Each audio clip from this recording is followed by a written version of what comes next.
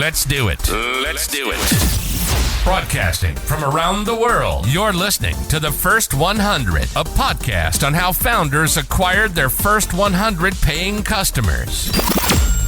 Here's your host, Hadi Radwan.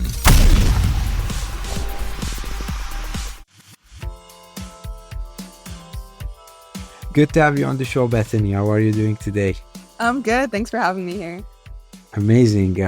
Thank you very much for joining the podcast. I'll do a short and brief introduction about Bethany Stachenfeld, which is the co-founder of Sendspark, a technology that makes it easy for businesses to create and send personalized videos to strengthen their relationship with customers at every stage. You founded the company back in 2019, early 2019, with your co-founder, Brandon Escalant. And amazingly, I came across it while, figuring out how can I make my message to investors very personalized. So tell me, Bethany, if I'm sending a personalized message to the investor, because I want to raise, let's say, a round, how can I use Sendspark? What's your superpower? Oh, yeah. Well, the cool thing about Sendspark is that we help you make personalized videos at scale. So there's a lot of video platforms you can use just to record a video of yourself, your screen, both together. And you can, of course, do that with Sendspark. But the key thing is you can take one video and then automatically personalize it for each of your recipients. So if you're reaching out to investors, like let's say you have a nice list of investors who all focus on, exactly your category or industry, then you can make one video that's relevant to everyone on the list. And then you can just add their first name or like other contact information automatically with AI. So it's going to save you hours compared to recording unique videos for every person, which you might want to do if you want to make them feel special. So that's our magic, is like, how do we help you personalize what needs to be personalized, but then automate everything else, because you're a founder, you're really busy and have a lot on your plate. Yeah. So if I'm sending like 100 messages to 100 investors, when I'm speaking in the video, how does the name get pronounced, for example? Is it AI based, or I'd have to record at least one section that's personalized and then I patch things together?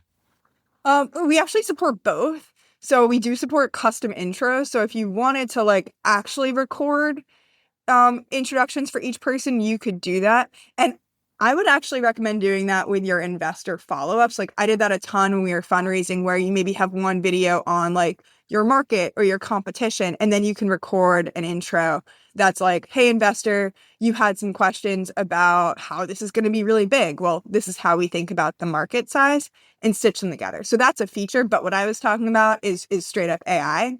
And that's just replacing the first name or, a different contact variable.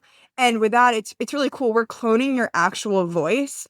And so like your specific accent's going to be picked up in their name, which is really interesting when you're reaching out to people of like different ethnicities, because you're not like, perfectly pronouncing their name in Spanish or German or whatever language. You're using your own accent. So I'm like, great, my AI version is butchering their name as much in Spanish as I would if I were saying it myself. Yeah, that makes a lot of sense. A follow-up question on this. If I'm using Sendspark today, why video, not email? And how can we optimize the delivery? Because at the end of the day, I still need to send an email where the intended user might not open it, and the video gets, that doesn't do the conversion that it's supposed to do. How have you figured the pain point around this? Yeah, I mean, we take every step to optimize the videos for deliverability, because with Sendspark, like that's the goal. We believe you're sending them an email. You could also send them in LinkedIn or text or other channels, but like we build for email. So we're optimizing the video. You're not sending an actual video file. We're kind of converting it into a nice little email preview. So you'll get good deliverability. And then one thing I would just say when doing, whether it's investor prospecting or customer outreach or anything at scale, like your contact data might not be perfect anyway. And that's another reason why I'd say you should do the personalized videos at scale with AI versus actually recording videos for every person, because like deliverability aside, like someone might have left their job, or like your email data could be wrong, or there could just be something flawed. And if you're actually recording a video, for every person, it can be hugely inefficient. But if you're making, a 100 videos or 1,000 videos and you send them out and 95% of your data is good, like that's amazing. And you don't have to be like, oh, I wasted an hour on videos that no one watched. Makes a lot of sense. Take us back to the origin story. How did you come up with this idea? Yeah, so both my co-founder and I used to work together. We actually worked at 2 other startups before starting Sendspark. And I'm going to say I was like running marketing, but AKA like I was the only marketer at a 15-person team, but I was doing a lot of email outreach and automation. It's just email's a really great way to reach new customers because it's super cheap, super scalable. You're right in the person's inbox. So we're doing email a lot and just found that video was far more effective than text when it came to like getting conversions, booking meetings, things like that, and then also just building better brand equity. People respond a lot nicer to video than email. With email, they're like, stop emailing me. With video, like, even if they say no, they're like, oh, thanks so much for sending a video. This is really helpful. Let's stay in touch. So, like, really fell in love with video, but just found that there was so much friction in the process of creating the videos. Like, even if everything went well and we actually had a video, it's still like, how are you sending it an email so it gets delivered? How are you tracking engagement? How are you making sure that you're actually driving conversions? You're not just sending a video, you're booking sales calls or getting people to sign up or take action. So there was a lot of friction in that process to send it out. And then also like the human friction of I'm running marketing, but the videos are coming from the sales team. So how am I getting other people to record? It was like one of those things where it worked, but we were only able to really do it for special occasions. And so, I'm thinking, and I'm with my then co-founder, who's a designer, like, how do we take video and make it not just for special occasions and make it work for everything? And then we get those conversions throughout the whole funnel. And so we took a step back and built Sendspark to be kind of a hybrid between your Vidyard, Loom, video platform versus your HubSpot outreach, like email marketing platform. So it's the same idea where you can, take a video, but then you can make parts of it dynamic. And just, in general, we're trying to fill all the friction to make video really usable, scalable, and effective for sales, marketing, and then fundraising, because fundraising is basically a B2B sale. Yeah, it makes a lot of sense. Earlier, how did you decide which features to use as an MVP and then prove that there's product market fit? Is there a specific framework that you utilize to make such decisions? Yeah, the framework that I use is, I'm blanking on what it's called, but it's like something something hypothesis testing. It's like risk hypothesis testing. Have you heard of it? Let's call it. But basically the idea is you identify the riskiest part of your business and then you seek to validate that very quickly. So like for us, think like, what's risky? Okay, risky is people don't want to make videos, or like videos like a big assumption of our business is that video converts better than text. And so that's something that you have to prove as soon as possible. Because the last thing you want to do is spend 5 years, 10 years building a company and then be like, wait, actually, text was better the whole time. Like, that'd be a problem. So the framework uses you identify the riskiest part of the business and then you seek to validate that as quickly as possible. So for us, I remember validating that was the first one. Does video work better than text? We got our friend, Ron Davis. He's a sales guy, worked at Mailgun at the time. And we just got him to make some videos and send them out. And we're like, all right, he's getting better replies on his videos. And, that was just face recording. Didn't even have screen recording and things like that. But we still do that today. Obviously, I forgot the framework, so I'm not as rigorous about it, but that's just the way we think of everything. Hey, what's the risk and how do we validate that? And then if we fail to validate it, like pivot and do something else. How did you decide when to leave your job? Like what was the pivotal point that allowed you to say, you know what, this is a business that definitely has legs? Yeah, I mean, it's a great question, but the truth is I was actually laid off and I saw the writing on the wall a bit. And I was living in Minnesota, which like it was way too cold for me. I'm a warm person.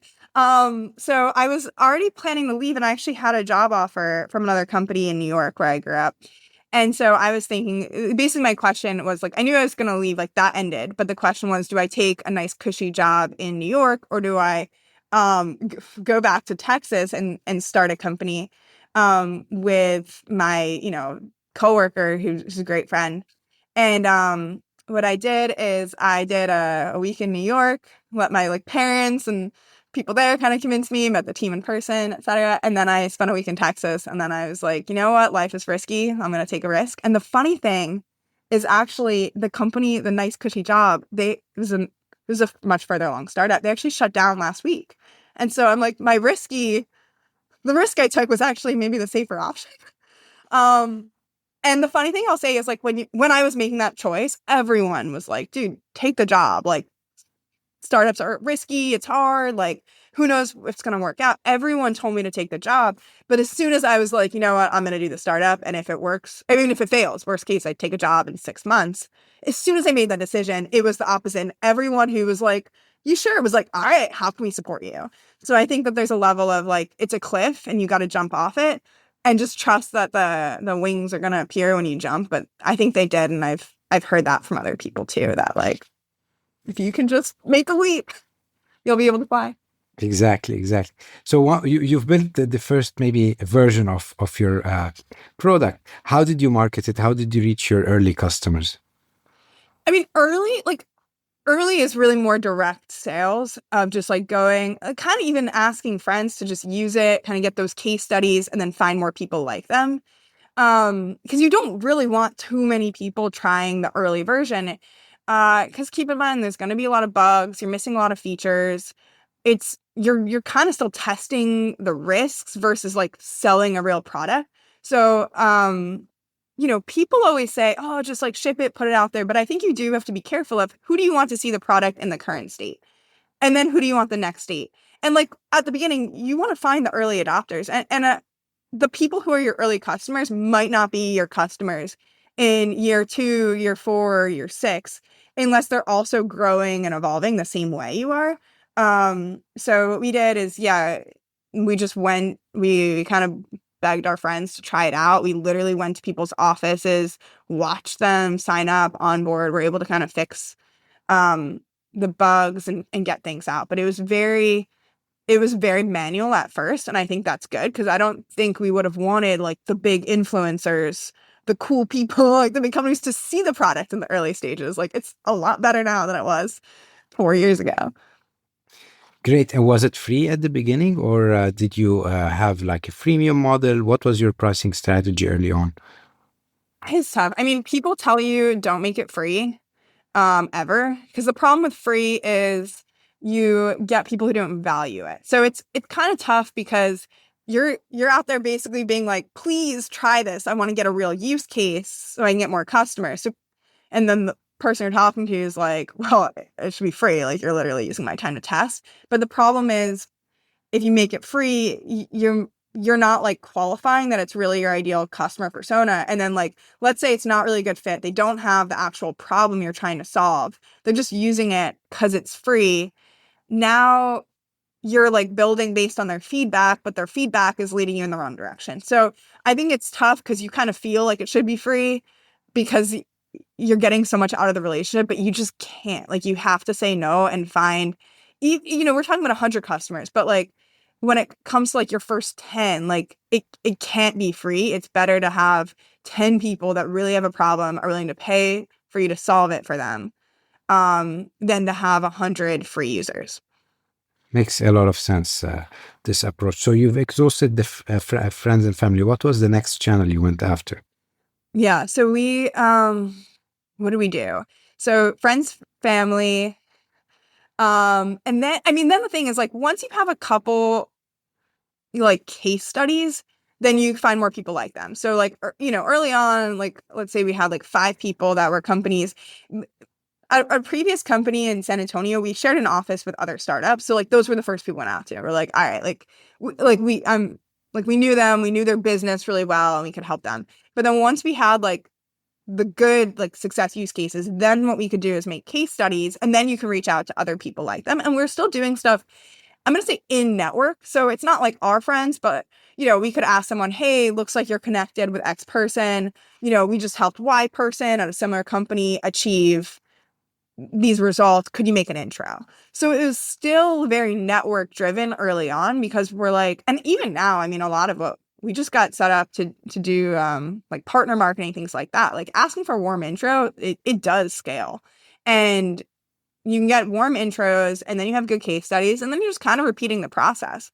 And like, I think it's important to identify like that process early, like who's your customer, what's like the use case, and then what are the expected results. And then that's kind of a flywheel that you can keep using. And then you're just adding more marketing to increase demand and accelerate things. But that's the core.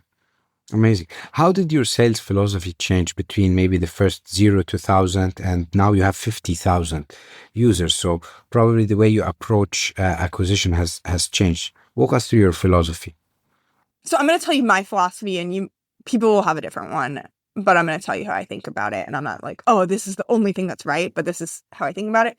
I like smaller companies as customers who the buyer is the user and can make decisions very quickly. And I think as a startup, it's important that you're able to talk to someone, like identify if there's a real need, if they'll use it, and then get them set up and have them going and have that cycle be very fast. Other people that I respect a lot say the opposite. They like the longer sales cycles. You can get bigger contracts, longer contracts, right? Annual 3 years, where we're like, yeah, let's get you up and running within a week. Like that's how I like to do things. I think you learn a lot. We don't require contracts, so people can cancel anytime. And we just say turning is learning. Like we want to get that information. Sure, it sucks when people cancel, but like at least we're able to learn and get that information really quickly versus postponing that a year when their contract's up and delaying the sales cycle. So I'd say like everything we're doing now and have been doing is designed to be very fast learning, fast implementation, fast feedback. It's also a better customer experience. Like people like to be able to just try something, do it. They don't like it, cancel. Like it gives our customers a lot more flexibility. But I wouldn't say that's the only approach. It just, I think you have to commit to one and be like, no, we're going to be fast and like do things fast, or we're going to be bigger and slower and more intentional about who you work with. And I think it can depend a bit on like your product, your industry, how your buyers like to buy. Amazing. What has been the biggest challenge in scaling up? I mean, the biggest challenge like depends on the day. I think that there's a level of we've done like, I think it's just knowing like when to give people time versus when to automate. Like with our product, we do try to do as much of it possible self-service. And I like giving people the flexibility, but that also means that like we can't give everyone like super personalized attention. So it's kind of figuring out where to draw that line. Like, how much freedom do we want to give our users versus how much do we want to help them and control the process? And that evolves as the product evolves. And I think we err on the side of like letting people just kind of go in, try things out, make their own mistakes with video. But sometimes I'm like, oh, maybe we should try to, give them more linear paths and kind of set things up to be more formulated for them. Amazing. Were there any crucible or one crucible moment in your journey that could have gone the other way around? I know the life of an entrepreneur has peaks and troughs. I mean, there's definitely been some lucky breaks. I'd say especially early on, like very early in a company, it's a total chicken and egg game because you're like, okay, well, I don't have a product to sell, so I can't get revenue. I don't have money because like I don't have a product to sell to like hire engineers or like salespeople or things like that. And investors don't want to invest because I don't have a product or revenue.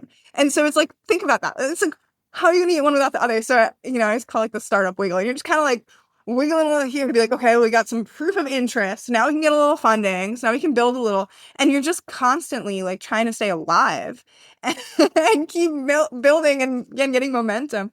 So early on it was super tough. I mean, once things start working, everything gets easier because like you're able to sell more and generate more revenue and then, pay. And it's like, an amazing flywheel. But early on, it's so hard to get that off the ground. And I remember when COVID first hit, like working from home in San Antonio, we're like we just started, right? So we're interviewing at all these accelerators, and we're doing a call with Techstars, and like my house, like I had like 3 roommates. So I'm doing the call outside because they're all on the phone just doing their jobs. And I'm like outside and like a train goes by. And in San Antonio, like the trains are really loud and they also stay forever. It's like the longest train you can imagine. And I'm outside like trying to like wow these Techstars investors, and the train's just going crazy. And they're like, we can't hear you. And I'm like, we're not going to get it. So anyway, we did not get in. We did 500 startups. But it's like, how are you going to make it work? Like, and at that point, like, yeah, we had just like a couple months. I mean, we were super early. So like a couple months when you're early is like better than anything, I guess. But Absolutely. What's the principle that you live by that has served you well on your journey? I don't think there's one principle. I'd say like it's really just about enjoying the ride a bit. Like the highs are high, the lows are low, and you have to know like, all right, it feels low now, but later today something good's gonna happen, and just like trust the process a little bit. I think one thing I'll put with that is like just be really nice to people. Like I think in this isn't like a startup thing. Like in life, there's like an urge to like when you're frustrated, be mean to other people. But the problem is the startup, like you're frustrated so much. And like your people are your ride and die crew. Like you can't be mean to them. So I think it's just like you got to know like, hey, this is going to change. But above all, like be respectful to the people on the team because they also are probably feeling low right now. If like a customer churn or something bad happened, the last I want to do is like add to it. So I just try to like really treat people with respect. And if I'm mad, like go away from my computer so I don't like say anything I regret. And then when you come back with fresh eyes, you're like, no, like they're freaking great anyway. So I just try to like distance myself and be nice to people and enjoy the ride. It's just a simple principle. Be nice to people. One last question, Bethany. What's next for Sendspark? Yeah, I mean, we're really, really excited about what we're building now. We're adding a lot with AI personalization. Like our goal has always been, how do we help you personalize what needs to be personalized? Like that's the beauty of video. And then automate everything else. You're not like repeating yourself, doing redundant work, or just wasting time. Like you have to really, as a founder, as a salesperson, as a market, whatever you do, like you have to know where to really prioritize and then what you can automate. So we're adding a ton in. We're really pumped about like we have the AI personalization in the voice now. We're adding more to like make different dynamic videos for different things. Like our goal is that, you know, when you're sending out videos, when you're communicating with their customers, every video that they get is personalized for them in some way that just makes them feel special and makes them love your brand. So couldn't be more excited. Amazing. These are all great things. We'll put the link to your website in the show notes. Are you hiring, and how can people reach you? We're not hiring like at the moment, but I'm always down to connect with people. We should be hiring later this year. People can email me. My email is bethany@sendspark.com, and I'm pretty active on LinkedIn too. So follow me. I think I'm the only Bethany Stachenfeld out there, but yeah, shoot me a connection request and let's stay in touch. Bethany, we wish you the best of luck on your journey, and hopefully you bring hundreds and thousands of users to your technology. Thank you. Thank you so much for listening to the First 100. We hope it inspired you in your journey. If you're enjoying the podcast, please subscribe to our podcast on Apple iTunes, Stitcher, Google Play, or Spotify, and share it with a friend starting their entrepreneurship journey. Leave us a 5-star review. Your support will help spread our podcast to more viewers.